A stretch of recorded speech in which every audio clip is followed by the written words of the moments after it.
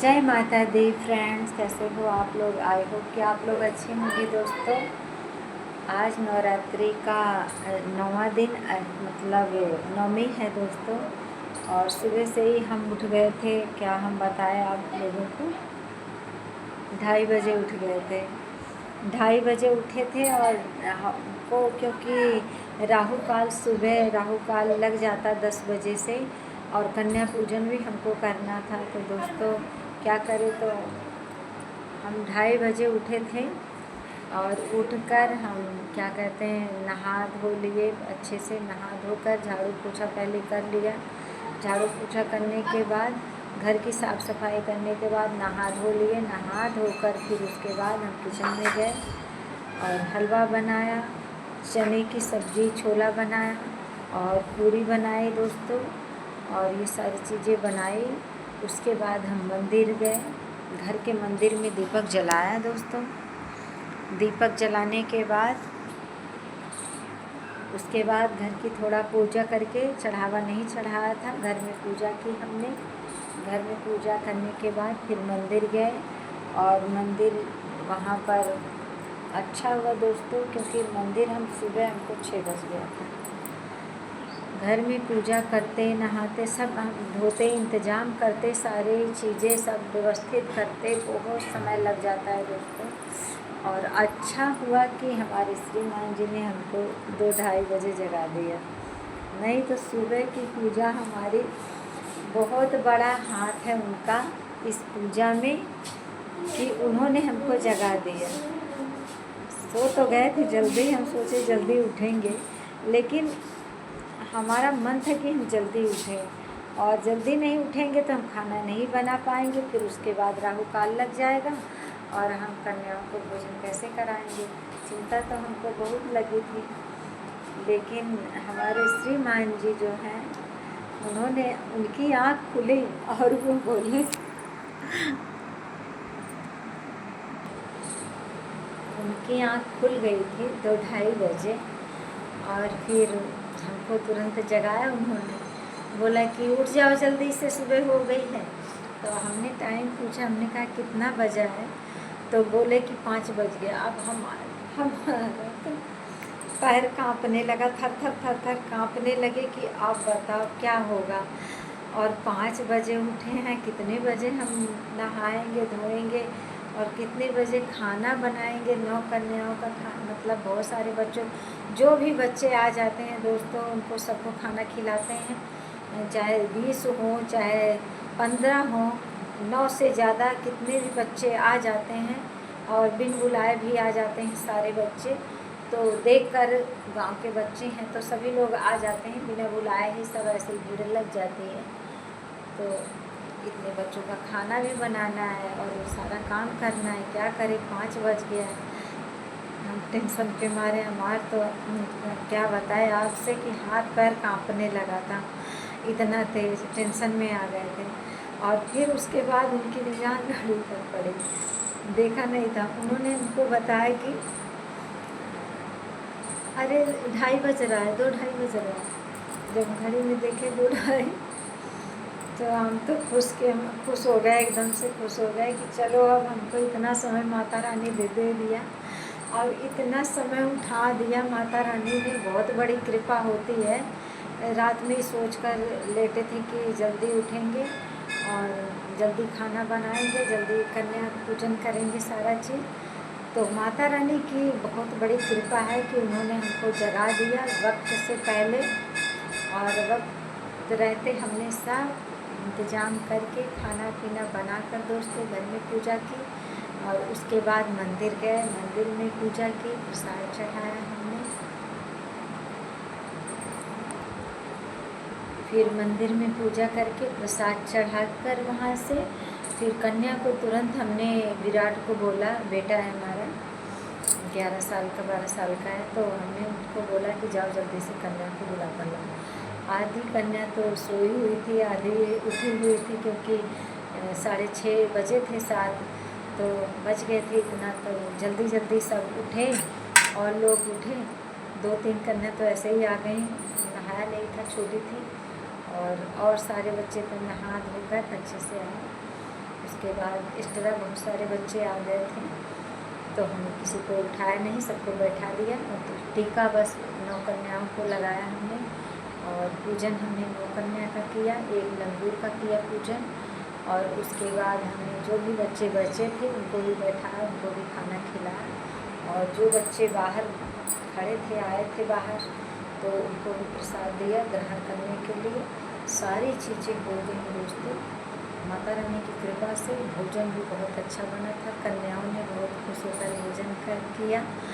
और उन्होंने कहा कि भोजन तो बहुत अच्छा बना है, तो हमको खुशी हो गई कि चलो अच्छी बात है, भोजन अच्छा बना है। कुछ ज़्यादा कुछ नहीं किया था भोजन में, क्योंकि जीरे का सिर्फ तड़का लगाकर और जो भी चने रहते हैं उनको भूनना रहता है, आलू उसमें ऐड करके जो कुछ भी, और ज़्यादा कुछ नहीं, वही थोड़े मसाले उसमें ऐड करने होते हैं बस। और जैसे हम लोग घर में सब्जियां बनाते हैं, लहसुन, प्याज, मिर्ची, अदरक, दुनिया भर की चीज़ें पीस कर बनाते हैं, तो वो चीज़ें नहीं बनाना चाहिए, क्योंकि कन्या पूजन है, कन्या को भोजन खिलाना है दोस्तों।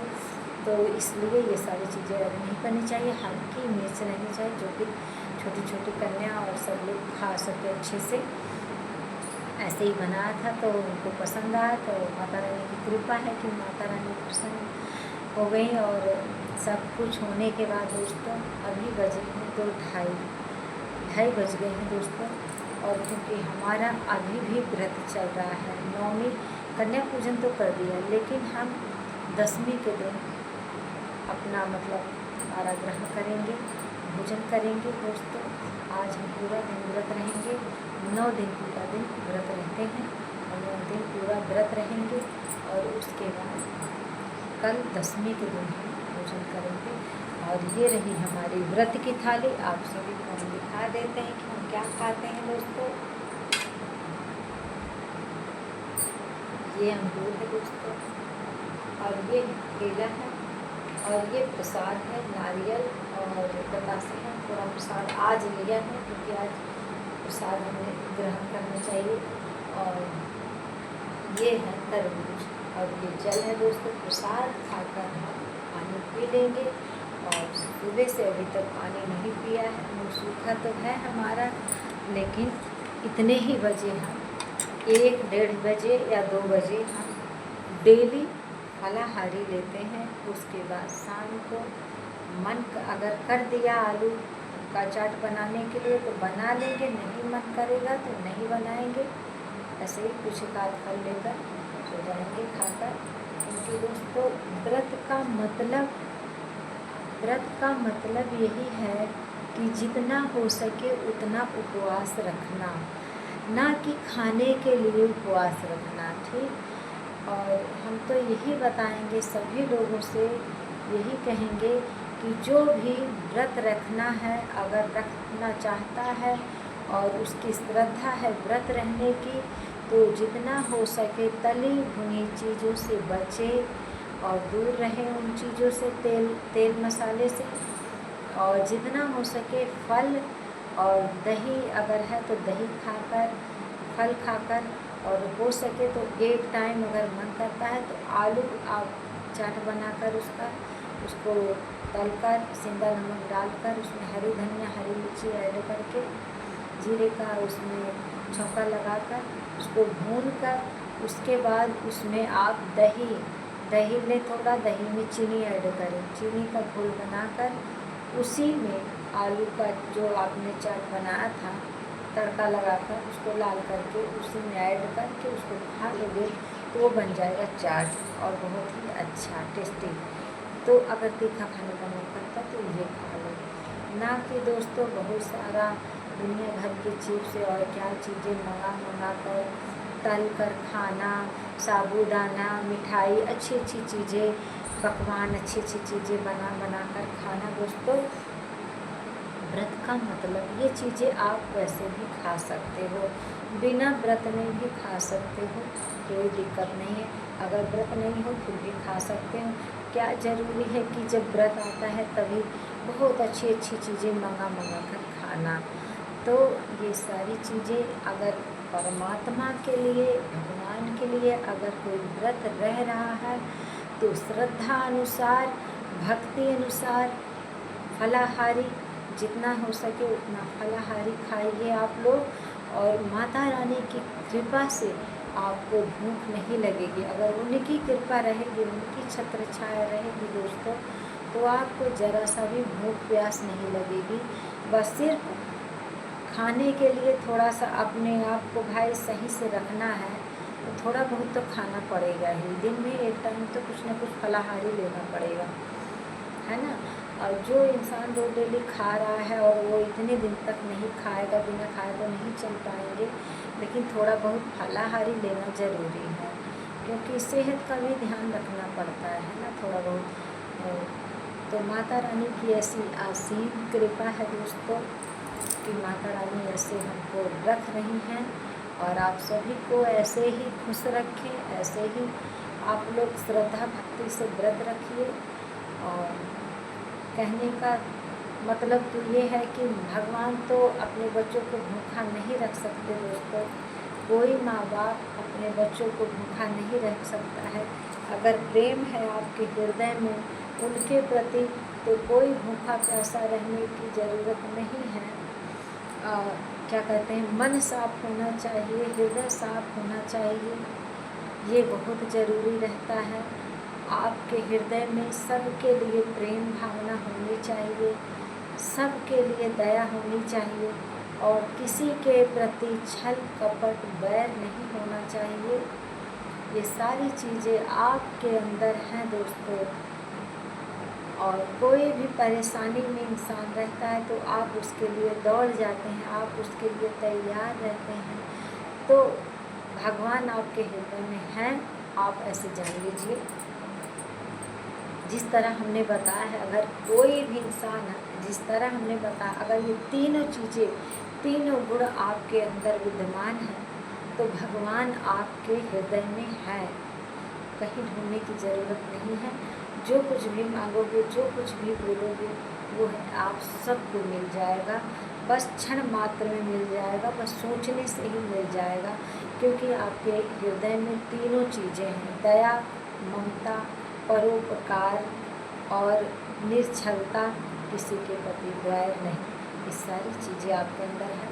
तो आप अपने माता पिता की सेवा कर रहे हैं, तो भगवान की सेवा आपको प्राप्त हो जाएगी दोस्तों। सबसे बड़े अगर धरती पर कोई है तो माँ जगदम्बा है, जिसने जन्म दिया है वही जगदम्बा है, वही जगत जननी है, वही जन्मदात्री है, वही परमेश्वरी है। अगर आपके घर में माँ है, खुद की माँ है या किसी और की माँ, तो माँ होती है, उसका सम्मान करोगे, दुनिया की कोई ताकत आपका कुछ नहीं बिगाड़ सकती दोस्तों। जिसके ऊपर माँ की कृपा, माँ की छत्र छाया रहती है, तो कोई बाल भी बांका नहीं कर सकता। और आप लोगों को बता दे दोस्तों, मेरे माता और मेरे पिता, मेरी माँ जान से बढ़ के अपनी माँ को प्यार करती थी, और मेरी माँ 3 नहीं 4 बार माँ से मरने से बची है, जो कि हम उसकी सेवा कर करके उसको 3-4 बार ऐसे लगा कि हमारे हाथों से उनका 3-4 बार जन्म हुआ। अब पता नहीं ऊपर वाले की क्या कृपा है, हम तो कुछ नहीं करते दोस्तों, लेकिन 3 बार मर चुकी थी, ऐसे लगा उनको पानी सब लोग पिला रहे थे, लेकिन प्रार्थना करने से, ऊपर वाले की प्रार्थना करने से वो 3-4 बार जिंदा हो गई और जी। और हमारी गोदी में दोस्तों, हमारे मायके में नहीं मरी, 1 महीने से बीमार थी। मायके में हम जाकर सेवा कर रहे थे उनकी, अपनी माँ की, लेकिन वो वहाँ नहीं एक्सपायर हुई। उनका 2 बार गौदान करवाया हमने अपने हाथों से वहीं पर, फिर भी कुछ नहीं हुआ। हमने कहा मम्मी मेरे पास चलोगी क्या? उन्होंने कहा हाँ तुम्हारे घर चलूँगी। तो भाई भाभी मना कर दिए, नहीं ले आने दिए, डांटने लगे सब लोग कि इस हालत में नहीं। तो हम उदास होकर चले तो आए दोस्तों। मेरी माँ भी ऐसे मरने वाली थी, लेकिन एकदम उदास हो गई थी वो भी। 4-5 दिन बाद भाई ने फ़ोन किया कि मम्मी कुछ बोल नहीं रही है, रोती है, आपको याद करती है। तो हम भाग कर तुरंत गए और हमने कहा भाई अब हमको 1 मिनट नहीं लगाना है, मम्मी को मेरे घर ले चलो। अगर मेरी मम्मी की मौत मेरे यहाँ लिखी होगी तो मेरे घर ही हो जाएगी। और आप चिंता मत करो, बिल्कुल मत चिंता करो कि लोग क्या कहेंगे, लोग कहेंगे कि बेटी के घर क्या हो गया, मर गई। लोगों की परवाह मत करो, बस अपनी माँ की परवाह करो कि माँ क्या चाहती है, माँ के अंदर क्या है। हमारा मन यही बोल रहा था कि यहीं पर कुछ होगा। हम तुरंत लेकर आए, भाई ने भी हमारा साथ दिया। और जिस दिन आई 2-3 दिन से कुछ नहीं खाया था, उस दिन हमने उनको खिलाया पिलाया, पानी पिलाया, मुझसे बातें की और इतना खुश हो गई, ऐसे लगा कि जैसे उनकी सारी बीमारी चली गई, सारी पीड़ा चली गई, सारा दुख चला गया। और कहती हैं हमने बहुत मालिश की, खिला पिला कर सुला दिया, खुश हो गए। मेरी मम्मी एक बार कहती है कि बिटिया अब मैं मर जाऊंगी। मैंने कहा नहीं मम्मी ऐसे नहीं मरने देंगे, अभी तुमको दवा कल कराएंगे ना, अच्छी हो जाएगी। वही लेटी और हमने सोचा कि अपनी मम्मी को पलट कर इस तरह मालिश कर दें।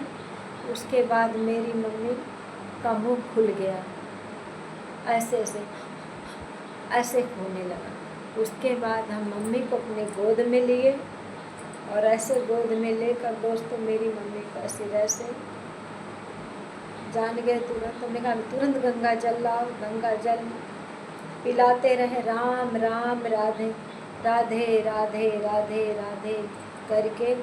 और जल पिलाए 4 बार 3 बार जल पिलाया दोस्तों। और मेरी मम्मी का मुँह बंद हो गया, कुछ नहीं बोली। जल पीकर नाम जपते हुए, भगवान का नाम लेते हुए, उनके कानों में नाम जपते हुए, जल पिलाते हुए उन्होंने प्राण त्याग दिए। और ना मल ना मूत्र कुछ भी नहीं हुआ और इतनी अच्छी इतनी सुंदर मौत उनको मिल गई हमारी गोद में। तो ये होता है माँ की सेवा, माँ का प्यार। और माँ की आत्मा भी चाहती थी कि मेरी गोद में मेरी माँ अपने प्राण त्याग दिए। और मैं इसलिए सबसे कहती हूँ दोस्तों, जब तक माँ बाप जिंदा हैं अपने माँ बाप की सेवा करो। माँ बाप ही भगवान है, असली इस धरती के असली भगवान है। हर एक इंसान में भगवान का रूप होता है दोस्तों। बस यही होता है कि किसी की बुद्धि गलत दिशा में जाती है, किसी की बुद्धि सही दिशा में जाती है। बस इतनी बात है दोस्तों। और आप सभी को नमस्ते। अब हम जा रहे हैं ये फलाहार ग्रहण करने की। वीडियो अच्छी लगी तो लाइक कमेंट्स जरूर कीजिएगा दोस्तों। आप लोग जो कुछ भी पूछोगे उसको हम बताएंगे और फिर नेक्स्ट वीडियो बनाएंगे और भी बातें करेंगे अपने जीवनी की, अपनी ज़िंदगी की। बहुत सारी बातें आप लोगों से शेयर करेंगे। Thank you so much.